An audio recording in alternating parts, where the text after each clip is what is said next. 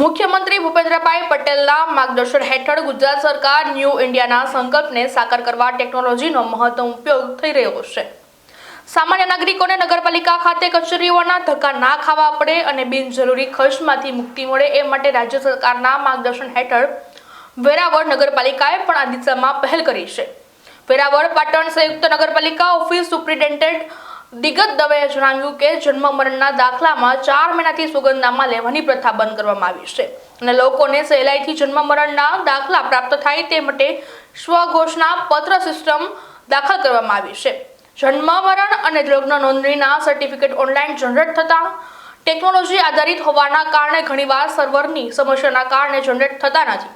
વેરાવળ નગરપાલિકાએ આગોતરી પહેલ કરતા મોબાઈલ પર જ તેમને જન્મ મરણ અને લગ્ન નોંધણીના અપડેટ મળી રહેશે।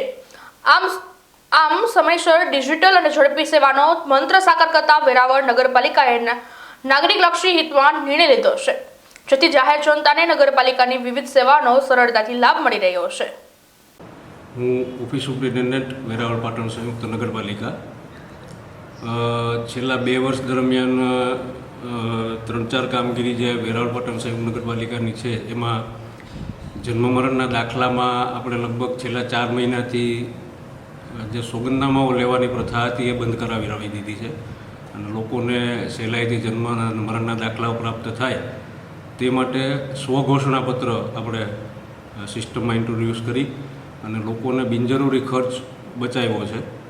ઉપરાંત જન્મ મરણ અને લગ્ન નોંધણી આ બેના સર્ટિફિકેટો આપણે ઓનલાઈન જનરેટ થતા હોય છે।